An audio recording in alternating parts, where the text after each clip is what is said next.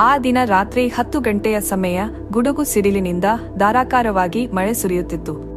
ಆ ಮಳೆಯಲ್ಲಿ 30 ವರ್ಷದ ಮಹಿಳೆ ತನ್ನ 8 ವರ್ಷದ ಮಗುವನ್ನು ಎತ್ತಿಕೊಂಡು ಮಳೆಯಲ್ಲಿ ನೆನೆಯುತ್ತಾ ಆಸರೆಗಾಗಿ ಯಾವುದಾದರೂ ಗೂಡನ್ನು ಹುಡುಕುತ್ತಿದ್ದರು.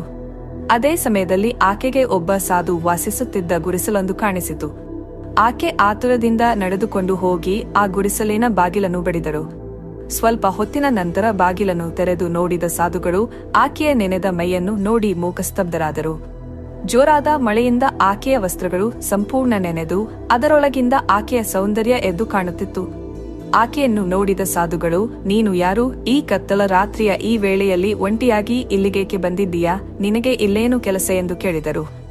ಆಗ ಆ ಯುವತಿ ಭಯದಿಂದ, ಬಾಬಾ, ನಾನು ಪಕ್ಕದ ಊರಿನವಳು. ಕೆಲವರು ನನ್ನ ಮಾನವನ್ನು ಹಾಳು ಮಾಡಲು ಮತ್ತು ನನ್ನ ಮಗುವನ್ನು ಸಾಯಿಸಲು ಹಿಂಬಾಲಿಸುತ್ತಾ ಬರುತ್ತಿದ್ದಾರೆ. ದಯವಿಟ್ಟು ನನಗೆ ಈ ರಾತ್ರಿ ಇಲ್ಲಿ ತಂಗಲು ಅನುಮತಿ ಕೊಡಿ. ಬೆಳಿಗ್ಗೆ ಆಗುತ್ತಿದ್ದಂತೆ ನಾನು ಇಲ್ಲಿಂದ ಹೊರಡುತ್ತೇನೆ ಎಂದು ಹಂಗಲಾಚಿದಳು. ಆಕೆಯ ಮಾತಿಗೆ ಸಾಧುಗಳ ಹೃದಯ ಮಿಡಿದು ಅವಳನ್ನು ತನ್ನ ಗುಡಿಸಲಿನೊಳಗೆ ತಂಗಲು ಅನುಮತಿ ಕೊಟ್ಟರು. ನಂತರ ಆ ರಾತ್ರಿ ಆಕೆ ಆ ಗುಡಿಸಲಿನಲ್ಲಿ ನಿದ್ದೆಗೆ ಜಾರಿದಾಗ ಸಾಧುಗಳು ನಿಧಾನವಾಗಿ ಎದ್ದು ಆಕೆಯ ಬಳಿಗೆ ಹೋದರು. ಆಮೇಲೆ ಏನಾಯಿತು ಎಂದು ತಿಳಿದರೆ ನಿಮ್ಮ ರೋಮಗಳು ಎದ್ದು ನಿಲ್ಲುತ್ತವೆ. ಆಕೆ ಯಾಕೆ ಸಾಧುಗಳ ಬಳಿ ಬಂದಿದ್ದರು ಎಂದು ತಿಳಿದರೆ ನಿಮ್ಮ ಕಣ್ಣುಗಳು ದೊಡ್ಡದಾಗುತ್ತವೆ. ಹೀಗಾಗಿ ಈ ಸ್ಟೋರಿಯನ್ನು ಎಲ್ಲೂ ಸ್ಕಿಪ್ ಮಾಡಬೇಡಿ, ಯಾಕಂದರೆ ಅಲ್ಪಜ್ಞಾನ ಅಪಾಯಕಾರಿಗೆ ಸಮಾನ. ಒಂದು ಕಾಲದಲ್ಲಿ ಗಂಗಾ ನದಿಯ ಪಕ್ಕದಲ್ಲಿ ಹಸಿರು ಹೊಲಗಳ ನಡುವೆ ಒಂದು ಚಿಕ್ಕ ಹಳ್ಳಿ ಇತ್ತು. ಆ ಹಳ್ಳಿಯ ಪಕ್ಕದಲ್ಲಿ ಒಂದು ಹಳೆಯ ಗುಡಿಸಲಿತ್ತು. ಆ ಗುಡಿಸಲಿನಲ್ಲಿ ಚಿದಾನಂದ ಎಂಬ ಒಬ್ಬ ಮಹಾನ್ ಸಾಧು ವಾಸಿಸುತ್ತಿದ್ದರು. ಅವರಿಗೆ ಸುಮಾರು 70 ವರ್ಷವಾಗಿತ್ತು. ಅವರ ಕಣ್ಣುಗಳಲ್ಲಿ ಶಾಂತಿ, ತಾಳ್ಮೆ, ಜ್ಞಾನದ ಬೆಳಕು ಎದ್ದು ಕಾಣುತ್ತಿತ್ತು. ಅವರು ತಮ್ಮ ಜೀವನವನ್ನು ತಪಸ್ಸು ಮತ್ತು ಧ್ಯಾನದಲ್ಲಿ ಕಳೆಯುತ್ತಿದ್ದರು. ಪ್ರತಿದಿನ ಬೆಳಿಗ್ಗೆ ನದಿಯಲ್ಲಿ ಸ್ನಾನ ಮಾಡಿ ನಂತರ ಧ್ಯಾನಕ್ಕೆ ಕುಳಿತುಕೊಳ್ಳುತ್ತಿದ್ದರು. ಹಳ್ಳಿಯ ಜನರು ಅವರನ್ನು ತುಂಬಾ ಗೌರವಿಸುತ್ತಿದ್ದರು ಹಾಗೂ ತಮ್ಮ ಸಮಸ್ಯೆಗಳಿಗೆ ಸಲಹೆ ಕೇಳಲು ಅವರ ಬಳಿ ಬರುತ್ತಿದ್ದರು. ಹೀಗಿರುವಾಗ ಒಂದು ದಿನ ರಾತ್ರಿ ಗುಡುಗು ಸಿಡಿಲುಗಳೊಂದಿಗೆ ಜೋರಾದ ಮಳೆ ಸುರಿಯಲು ಶುರುವಾಯಿತು. ಗಾಳಿ ರಭಸವಾಗಿ ಬೀಸುತ್ತಿತ್ತು. ಅರೆಬೆಳಕಿನ ಸಣ್ಣ ದೀಪದ ಬೆಳಕಿನಲ್ಲಿ ಚಿದಾನಂದನವರು ತಮ್ಮ ಗುಡಿಸಲಿನಲ್ಲಿ ಕುಳಿತು ಏನನ್ನೋ ಓದುತ್ತಿದ್ದರು. ಸಮಯ ಸುಮಾರು 10 ಗಂಟೆ ಸಮೀಪಿಸುತ್ತಿತ್ತು. ಆಗ ಹಠಾತ್ತಾಗಿ ಯಾರೋ ಬಾಗಿಲು ಬಡಿದ ಶಬ್ದ ಕೇಳಿಸಿತು. ಈ ಸಮಯದಲ್ಲಿ ಯಾರಿರಬಹುದು ಎಂದು ಚಿದಾನಂದ ಆಶ್ಚರ್ಯದಿಂದ ಬಾಗಿಲು ತೆರೆದರು. ಎದುರುಗಡೆ ಒಬ್ಬ ಸುಂದರ ಮಹಿಳೆ ತನ್ನ ಮಗುವಿನೊಂದಿಗೆ ನಿಂತಿದ್ದಳು. ಆಕೆಯ ಸೀರೆ ಮಳೆಯಿಂದ ಸಂಪೂರ್ಣ ಒದ್ದೆಯಾಗಿ ಹನಿಗಳು ತೊಟ್ಟಿಕ್ಕುತ್ತಿದ್ದವು. ಆಕೆಯ ಮುಖದಲ್ಲಿ ಆತಂಕ ಮತ್ತು ಆಯಾಸ ಎದ್ದು ಕಾಣುತ್ತಿತ್ತು. ಬಾಬಾ ಆಕೆಯನ್ನು ನೋಡಿ, ತಾಯಿ, ನೀನು ಯಾರು? ಈ ಕತ್ತಲ ರಾತ್ರಿಯ ಈ ವೇಳೆಯಲ್ಲಿ ಒಂಟಿಯಾಗಿ ಇಲ್ಲಿಗೇಕೆ ಬಂದಿದ್ದೀಯಾ? ಇಲ್ಲೇನು ಕೆಲಸ ಎಂದು ಕೇಳಿದರು. ಆ ಮಹಿಳೆ ಭಯದಿಂದ, ಬಾಬಾ, ನಾನು ಪಕ್ಕದ ಊರಿನವಳು. ನನ್ನ ಹೆಸರು ಶಕುಂತಲಾ. ನನಗೆ ಸಹಾಯ ಬೇಕು. ದಯವಿಟ್ಟು ನನ್ನನ್ನು ಕಾಪಾಡಿ ಎಂದು ಹೇಳಿದರು. ಅವಳ ಪರಿಸ್ಥಿತಿ ನೋಡಿ ಚಿದಾನಂದಗೆ ಕನಿಕರವಾಯಿತು. ಅವರು, ಸರಿ ತಾಯಿ, ಒಳಗಡೆ ಬಾ ಮೊದಲು ಎಂದರು. ಆಕೆ ಭಯದಿಂದಲೇ ಗುಡಿಸಲಿನೊಳಗೆ ಹೆಜ್ಜೆ ಹಾಕಿದರು. ಚಿದಾನಂದ ಅವಳಿಗೆ ಕುಡಿಯಲು ನೀರು ಕೊಟ್ಟು, ತಾಯಿ, ನೀನೇನು ಭಯ ಪಡಬೇಡ. ಮೊದಲು ನೀನು ನಿರಾಳವಾಗಿ ಕುಳಿತುಕೋ. ನಿಧಾನವಾಗಿ ಏನಾಯಿತು ಹೇಳು. ನೀನು ಇಲ್ಲಿಗೆ ಏಕೆ ಬಂದೆ? ಏನಾಯಿತು? ಈ ಮಗು ಯಾರದು? ಎಲ್ಲವನ್ನೂ ಹೇಳು ಎಂದು ಕೇಳಿದರು. ಆಗ ಶಕುಂತಲಾ ತನ್ನ ಕತೆ ಹೇಳಲು ಶುರು ಮಾಡಿದರು. ಬಾಬಾ, ನಾನು ಇದೇ ಪಕ್ಕದ ಊರಿನವಳು. ಬಾಲ್ಯದಿಂದಲೂ ನಾನು ಕಷ್ಟಗಳನ್ನು ಅನುಭವಿಸುತ್ತಾ ಬೆಳೆದವಳು. ನನ್ನ ತಂದೆ ತಾಯಿ ನಾನು ಚಿಕ್ಕವಳಿದ್ದಾಗಲೇ ತೀರಿಕೊಂಡರು. ನನಗೆ ಸಂಬಂಧಿಕರು ಯಾರೂ ಇರಲಿಲ್ಲ. ನನ್ನ ಅಜ್ಜಿ ನನ್ನನ್ನು ಸಾಕಿ ಬೆಳೆಸಿದರು. ನನ್ನ ಅಜ್ಜಿಗೆ ವಯಸ್ಸಾಗಿತ್ತು. ಅವರು ಕಣ್ಣು ಮುಚ್ಚುವ ಮುಂಚೆಯೇ ನನಗೆ ಒಬ್ಬ ವ್ಯಕ್ತಿಯೊಂದಿಗೆ ಮದುವೆ ಮಾಡಿಸಿದರು. ನನ್ನ ಪತಿ ತುಂಬಾ ಒಳ್ಳೆಯ ಮನುಷ್ಯ. ಅವರು ನನ್ನನ್ನು ತುಂಬಾ ಪ್ರೀತಿಸುತ್ತಿದ್ದರು. ನಾವಿಬ್ಬರೂ ತುಂಬಾ ಸಂತೋಷದಿಂದ ಜೀವನ ನಡೆಸುತ್ತಿದ್ದೆವು. ನಮಗೆ ಒಂದು ಸುಂದರವಾದ ಮಗಳು ಜನಿಸಿದರು. ನಾನು, ನನ್ನ ಮಗಳು ಮತ್ತು ನನ್ನ ಪತಿ ಜೊತೆ ಸಂತೋಷದ ಜೀವನ ನಡೆಸುತ್ತಿದ್ದೆ. ಆದರೆ ನಮ್ಮ ಸಂತೋಷ ಹೆಚ್ಚು ದಿನ ಇರಲಿಲ್ಲ. ಒಂದು ದಿನ ಹಳ್ಳಿಗೆ ಪ್ಲೇಗ್ ರೋಗ ಬಂತು. ಆ ರೋಗದಿಂದ ಅನೇಕ ಜನ ಸತ್ತರು. ದುರದೃಷ್ಟವಶಾತ್ ನನ್ನ ಪತಿಗೂ ಆ ರೋಗ ತಗುಲಿತು. ಎಷ್ಟು ಪ್ರಯತ್ನಿಸಿದರೂ ಅವರನ್ನು ಉಳಿಸಿಕೊಳ್ಳಲು ಸಾಧ್ಯವಾಗಲಿಲ್ಲ. ಅವರು ನನ್ನನ್ನು ಮತ್ತು ನನ್ನ ಮಗಳನ್ನು ಅಗಲಿ ಹೋದರು. ಆನಂತರ ನಾನು ವಿಧವೆಯಾದೆ. ನನ್ನ ಮಗಳಿಗೆ ಆಗ ಕೇವಲ 5 ವರ್ಷ ವಯಸ್ಸು. ಅವಳನ್ನು ನೋಡಿಕೊಳ್ಳುವ ಜವಾಬ್ದಾರಿ ನನ್ನ ಮೇಲೆ ಬಿದ್ದಿತು. ನಮ್ಮ ಹಳ್ಳಿಯಲ್ಲಿ ವಿಧವೆಯರಿಗೆ ಜನರು ಗೌರವ ಕೊಡುತ್ತಿರಲಿಲ್ಲ. ನನ್ನ ಪತಿ ಸತ್ತ ನಂತರ ನಮ್ಮ ಆರ್ಥಿಕ ಪರಿಸ್ಥಿತಿ ತುಂಬಾ ಕೆಟ್ಟದಾಯಿತು. ನಾನು ಪ್ರತಿದಿನವೂ ಕಷ್ಟಪಟ್ಟು ದುಡಿಯುತ್ತಿದ್ದೆ. ಹೊಲಗಳಲ್ಲಿ ಕೆಲಸ ಮಾಡಿ ಕೂಲಿ ಮಾಡಿ ನನ್ನ ಮಗಳಿಗೆ ಊಟ ಹಾಕುತ್ತಿದ್ದೆ. ಹಳ್ಳಿಯ ಕೆಲವು ಕೆಟ್ಟ ಮಂದಿ ನನ್ನನ್ನು ಕೆಟ್ಟ ದೃಷ್ಟಿಯಿಂದ ನೋಡುತ್ತಿದ್ದರು. ಕೆಲವರು ನನ್ನನ್ನು ಬಲಾತ್ಕಾರ ಮಾಡಲು ಪ್ರಯತ್ನಿಸಿದರು. ಆದರೆ ನಾನು ಪ್ರತಿದಿನ ಅವರಿಂದ ತಪ್ಪಿಸಿಕೊಂಡು ಓಡಾಡುತ್ತಿದ್ದೆ. ಈ ದಿನ ಬೆಳಿಗ್ಗೆ ನನ್ನ ಮಗಳಿಗೆ ತೀವ್ರ ಜ್ವರ ಬಂದಿತು. ಅವಳಿಗೆ ಔಷಧ ಕೊಡಿಸಲು ನನ್ನ ಬಳಿ ಹಣವಿರಲಿಲ್ಲ. ನಾನು ಹಳ್ಳಿಯಲ್ಲೆಲ್ಲ ಸಹಾಯ ಕೇಳಿದೆ, ಆದರೆ ಯಾರೂ ನನಗೆ ಸಹಾಯ ಮಾಡಲಿಲ್ಲ. ನನ್ನ ಮಗಳು ಜ್ವರದಿಂದ ನನ್ನ ಕಣ್ಣೆದುರೇ ನರಳುತ್ತಿದ್ದರು. ನಾನು ತುಂಬಾ ಅಸಹಾಯಕಳಾಗಿದ್ದೆ. ಆಗ ನನ್ನ ಮಗಳನ್ನು ಸುರಕ್ಷಿತ ಸ್ಥಳಕ್ಕೆ ಕರೆದುಕೊಂಡು ಹೋಗಬೇಕು ಎಂದು ನಾನು ನಿರ್ಧರಿಸಿದೆ. ಹೀಗಾಗಿ ರಾತ್ರೋರಾತ್ರಿ ನನ್ನ ಮಗಳನ್ನು ಎತ್ತುಕೊಂಡು ಈ ದಾರಿಯಲ್ಲಿ ಬರುತ್ತಿದ್ದಾಗ ನಮ್ಮ ಹಳ್ಳಿಯ ಕೆಲವರು ನನ್ನನ್ನು ನೋಡಿ ನನ್ನ ಹಿಂದೆಯೇ ಬಂದರು. ಸ್ವಲ್ಪ ದೂರ ಬರುತ್ತಿದ್ದಂತೆ ಅವರು ನನ್ನನ್ನು ತಡೆದು ನನ್ನ ಮಾನವನ್ನು ಹಾಳು ಮಾಡಲು ಪ್ರಯತ್ನಿಸಿದರು. ಆದರೆ ನಾನು ಅವರಿಂದ ತಪ್ಪಿಸಿಕೊಂಡು ಅಲ್ಲಿಂದ ಓಡಿ ಬಂದೆ. ಈ ಮಳೆಯಲ್ಲಿ ನನಗೆ ಬೇರೆ ದಾರಿ ಕಾಣದೆ ನಿಮ್ಮ ಗುಡಿಸಲನ್ನು ನೋಡಿ ಇಲ್ಲಿಗೆ ಬಂದೆ. ಬಾಬಾ, ನನ್ನ ಮಗಳಿಗೆ ಜ್ವರ ಹೆಚ್ಚಾಗಿದೆ. ಅವಳು ತುಂಬಾ ಕಷ್ಟಪಡುತ್ತಿದ್ದಾಳೆ. ದಯವಿಟ್ಟು ನಮಗೆ ಸಹಾಯ ಮಾಡಿ ನನ್ನ ಮಗಳನ್ನು ಉಳಿಸಿ ಎಂದು ಹೇಳುತ್ತಾ ಶಕುಂತಲಾ ಅಳಲು ಶುರು ಮಾಡಿದರು. ಚಿದಾನಂದ್ ಎಲ್ಲವನ್ನೂ ಕೇಳಿಸಿಕೊಂಡರು. ಅವರ ಮನಸ್ಸಿನಲ್ಲಿ ಯಾವುದೇ ಅನುಮಾನ ಇರಲಿಲ್ಲ. ಆಕೆಯ ಮಾತುಗಳಲ್ಲಿ ಪ್ರಾಮಾಣಿಕತೆ ಎದ್ದು ಕಾಣುತ್ತಿತ್ತು. ತಾಯಿ, ನೀನು ಚಿಂತಿಸಬೇಡ. ನೀನು ಮತ್ತು ನಿನ್ನ ಮಗಳು ಇಲ್ಲಿ ಸುರಕ್ಷಿತವಾಗಿರುವಿರಿ. ನಾನು ನನ್ನ ಕೈಲಾದ ಸಹಾಯ ಮಾಡುತ್ತೇನೆ ಎಂದರು. ಅವರು ತಮ್ಮ ಬಳಿ ಇದ್ದ ಕೆಲವು ಗಿಡಮೂಲಿಕೆಗಳನ್ನು ತೆಗೆದುಕೊಂಡು ಅವುಗಳನ್ನು ಚೆನ್ನಾಗಿ ಅರೆದು ಶಕುಂತಲಾ ಮಗಳ ಹಣೆಗೆ ಲೇಪಿಸಿದರು. ನಂತರ ಅವಳಿಗೆ ಕುಡಿಯಲು ಸ್ವಲ್ಪ ಕಷಾಯ ಕೊಟ್ಟರು. ಚಿದಾನಂದರ ಸೇವೆ ಮತ್ತು ಅವರ ದಯೆ ನೋಡಿ ಶಕುಂತಲಾ ಕೃತಜ್ಞರಾದರು. ಬಾಬಾ, ನೀವು ನನ್ನ ಜೀವನದಲ್ಲಿ ದೇವರು ಕಳುಹಿಸಿದ ದೇವದೂತರಿದ್ದಂತೆ. ನಿಮ್ಮ ಈ ಉಪಕಾರವನ್ನು ನಾನು ಯಾವತ್ತೂ ಮರೆಯುವುದಿಲ್ಲ ಎಂದರು. ಚಿದಾನಂದ ಹೇಳಿದರು, ಇಲ್ಲ ತಾಯಿ, ಇದು ನನ್ನ ಕರ್ತವ್ಯ. ಕಷ್ಟದಲ್ಲಿರುವವರಿಗೆ ಸಹಾಯ ಮಾಡುವುದು ನಮ್ಮ ಧರ್ಮ. ನೀನು ಮತ್ತು ನಿನ್ನ ಮಗಳು ಇಂದು ರಾತ್ರಿ ಇಲ್ಲಿ ವಿಶ್ರಾಂತಿ ಪಡೆಯಿರಿ. ನಾಳೆ ಬೆಳಿಗ್ಗೆ ನಿನ್ನ ಮಗಳಿಗೆ ಸ್ವಲ್ಪ ವಾಸಿಯಾಗುತ್ತದೆ. ಆನಂತರ ನೀವು ಸುರಕ್ಷಿತವಾಗಿ ಹೋಗಬಹುದು ಎಂದರು.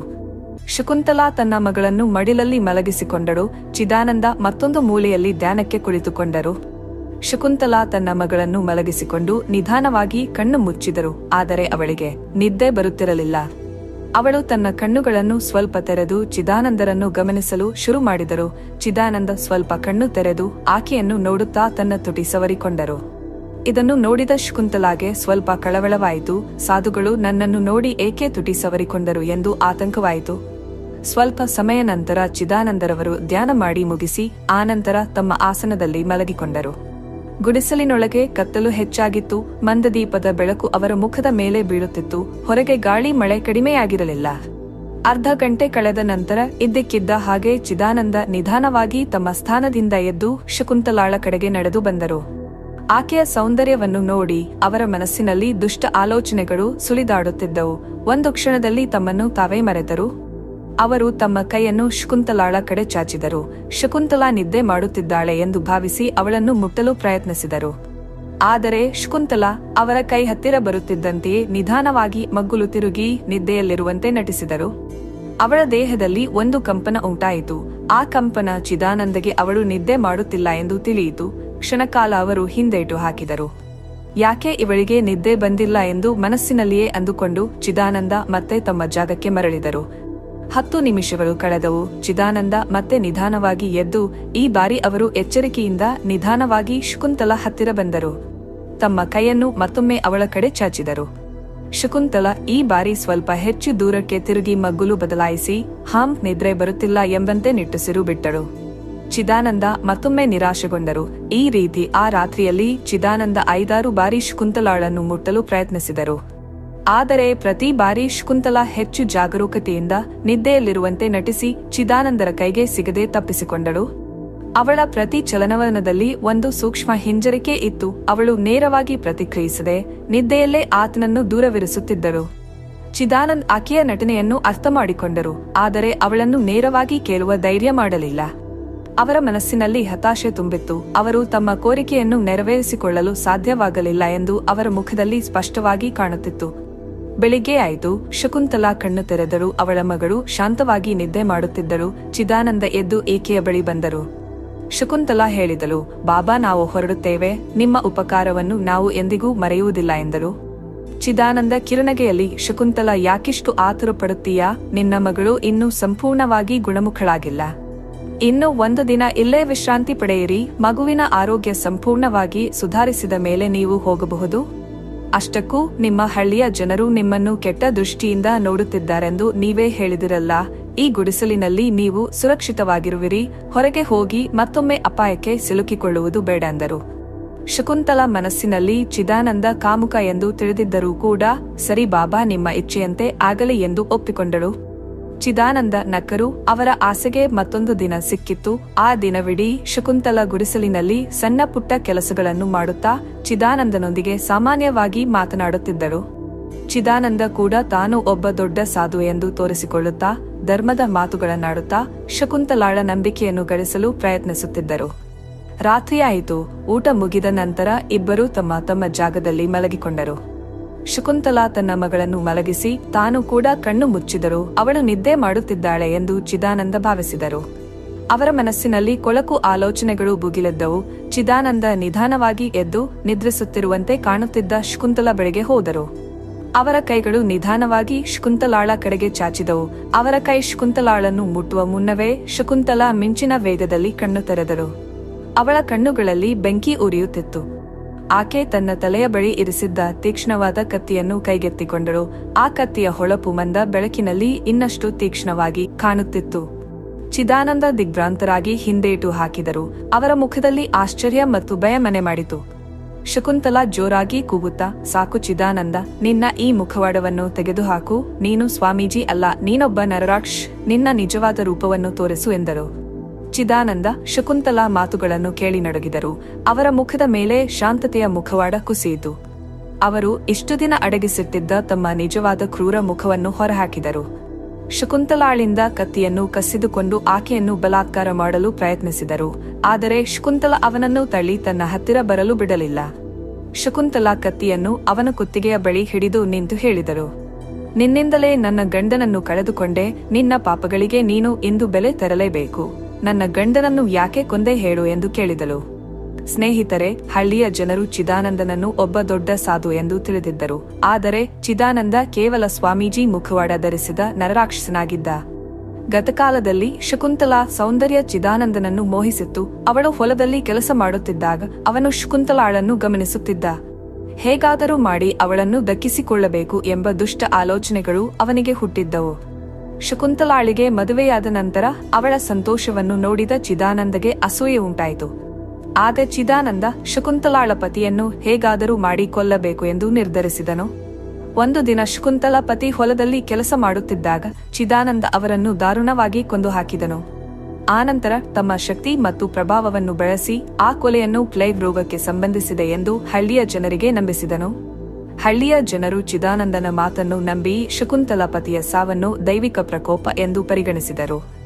ಗಂಡನ ಸಾವಿನ ನಂತರ ಶಕುಂತಲಾ ದುಃಖದಲ್ಲಿ ಮುಳುಗಿದ್ದರು. ಆದರೆ ಈ ಕೊಲೆಯನ್ನು ನೋಡಿದ್ದ ಅವಳ ಪತಿಯ ಆಪ್ತ ಸ್ನೇಹಿತನೊಬ್ಬ ಈ ಸಾವಿನ ರಹಸ್ಯವನ್ನು ಶಕುಂತಲಾಗೆ ತಿಳಿಸಿದನು. ಚಿದಾನಂದ ಕೇವಲ ಒಬ್ಬ ಮುಖವಾಡ ಹಾಕಿಕೊಂಡಿರುವ ರಾಕ್ಷ. ನಿನ್ನ ಪತಿಯನ್ನು ಆತನೇ ಕೊಂದು ಹಾಕಿದ. ನಾನೇ ಅದನ್ನು ಕಣ್ಣಾರೆ ಕಂಡೆ. ಆದರೆ ಇದನ್ನು ಹೇಳುವ ಧೈರ್ಯ ನನಗಿರಲಿಲ್ಲ. ನಿಮ್ಮ ಕಷ್ಟವನ್ನು ನೋಡಲಾರದೆ ಈಗ ಹೇಳುತ್ತಿದ್ದೇನೆ ಎಂದು ಹೇಳ್ದ. ಈ ಮಾತುಗಳನ್ನು ಕೇಳಿದ ಶಕುಂತಲಾಳಿಗೆ ತುಂಬಾ ಆಘಾತವಾಯಿತು. ತನ್ನ ಪತಿಯ ಸಾವಿಗೆ ಚಿದಾನಂದನೇ ಕಾರಣ ಎಂದು ತಿಳಿದಾಗ ಅವಳ ಮನಸ್ಸಿನಲ್ಲಿ ಸೇಡಿನ ಬೆಂಕಿ ಭುಗಿಲೆದ್ದಿತು. ಅವಳು ನ್ಯಾಯಕ್ಕಾಗಿ ಕಾಯುತ್ತಿದ್ದಳು. ಈ ಮಳೆಯ ರಾತ್ರಿ ಅವಳ ಸೇಡನ್ನು ತೀರಿಸಿಕೊಳ್ಳಲು ಸೂಕ್ತ ಸಮಯ ಎಂದು ಭಾವಿಸಿದಳು. ನನ್ನ ಮಗಳು ಅನಾರೋಗ್ಯದಿಂದ ಇದ್ದಾಳೆ ಎಂದು ಸುಳ್ಳು ಹೇಳಿ ಚಿದಾನಂದನ ಗುಡಿಸಲಿಗೆ ಬಂದು ಆತ ತನ್ನ ನಿಜವಾದ ರೂಪವನ್ನು ತೋರಿಸುವವರೆಗೆ ಕಾಯುತ್ತಿದ್ದಳು. ಈ ದಿನ ಬೆಳಿಗ್ಗೆ ಗುಡಿಸಲನ್ನು ಸ್ವಚ್ಛ ಮಾಡುವ ನೆಪದಲ್ಲಿ ತಾನು ರಹಸ್ಯವಾಗಿ ತಂದಿದ್ದ ಕತ್ತಿಯನ್ನು ಚಾಪೆಯೊಳಗೆ ಸೇರಿಸಿ ಬಚ್ಚಿಟ್ಟಿದ್ದಳು. ಈಗ ಶಕುಂತಲಾ ಕತ್ತಿಯನ್ನು ಹಿಡಿದು ಚಿದಾನಂದನನ್ನು ಕೊಲ್ಲಲು ಮುಂದಾದಳು. ಚಿದಾನಂದ ಗಾಬರಿಯಿಂದ, ಶಕುಂತಲಾ, ನೀನು ಏನು ಮಾಡುತ್ತಿದ್ದೀಯಾ? ನಾನು ಒಬ್ಬ ಸಾಧು. ನನ್ನನ್ನು ಕೊಂದರೆ ನಿನಗೆ ಪಾಪ ತಟ್ಟುತ್ತದೆ. ನನ್ನನ್ನು ಕ್ಷಮಿಸು ಎಂದು ಗೋಗರೆದನು. ನಿನ್ನನ್ನು ಕ್ಷಮಿಸಿದರೆ ನನ್ನ ಗಂಡನ ಆತ್ಮಕ್ಕೆ ಶಾಂತಿ ಸಿಗುವುದಿಲ್ಲ ಅಂತೇಳಿ ಶಕುಂತಲಾ ಕತ್ತಿಯನ್ನು ಬೀಸಿದಳು. ಚಿದಾನಂದ ತಪ್ಪಿಸಿಕೊಂಡು ತಮ್ಮ ಪ್ರಾಣವನ್ನು ಉಳಿಸಿಕೊಳ್ಳಲು ಗುಡಿಸಲಿನಿಂದ ಹೊರಗೆ ಓಡಲು ಪ್ರಯತ್ನಿಸಿದನು. ಆದರೆ ಶಕುಂತಲಾ ಅವನನ್ನು ಬಿಡಲಿಲ್ಲ. ಅವಳು ಚಿದಾನಂದನನ್ನು ಹಿಂಬಾಲಿಸಿದಳು. ಚಿದಾನಂದನಿಗೆ ವಯಸ್ಸಾಗಿದ್ದ ಕಾರಣ ವೇಗವಾಗಿ ಓಡಲು ಸಾಧ್ಯವಾಗಲಿಲ್ಲ. ಶಕುಂತಲಾ ಅವನನ್ನು ಬಿಡದೆ ಹಿಂದಿನಿಂದ ಕತ್ತಿಯಿಂದ ಅವನಿಗೆ ಹಿರಿದಳು. ಚಿದಾನಂದ ನೆಲಕ್ಕೆ ಕುಸಿದನು. ಶಕುಂತಲಾ ಮತ್ತೆ 5-6 ಬಾರಿ ಅವನಿಗೆ ಹಿರಿದು ಚಿದಾನಂದನ ದುಷ್ಕೃತ್ಯಗಳಿಗೆ ಅಂತ್ಯವಾಡಿದಳು. ಅವನ ಕೊನೆಯ ಉಸಿರು ನಿಂತಾಗ ಶಕುಂತಲಾ ಮುಖದಲ್ಲಿ ಒಂದು ರೀತಿಯ ಶಾಂತಿ ನೆಲೆಸಿತು. ಅವಳು ತನ್ನ ಪತಿಯ ಸಾವಿಗೆ ಸೇಡು ತೀರಿಸಿಕೊಂಡು ಕತ್ತಿಯನ್ನು ಕೆಳಗೆ ಬಿಸಾಕಿ ಗುಡಿಸಲಿನೊಳಗೆ ಬಂದು ತನ್ನ ಮಗಳನ್ನು ಎತ್ತಿಕೊಂಡಳು. ಮಗಳು ಇನ್ನೂ ಗಾಢ ನಿದ್ರೆಯಲ್ಲಿ ಇದ್ದರೂ ಶಕುಂತಲಾಳ ಕಣ್ಣುಗಳಲ್ಲಿ ಈಗ ಕಣ್ಣೀರು ಹರಿಯುತ್ತಿತ್ತು. ಆದರೆ ಆ ಕಣ್ಣೀರು ದುಃಖದ ಕಣ್ಣೀರಾಗಿರಲಿಲ್ಲ. ಬೆಳಿಗ್ಗೆ ಸೂರ್ಯೋದಯವಾಯಿತು. ಶಕುಂತಲಾ ತನ್ನ ಮಗಳನ್ನು ಎತ್ತಿಕೊಂಡು ಚಿದಾನಂದನ ಗುಡಿಸಲಿನಿಂದ ಹೊರಬಂದಳು.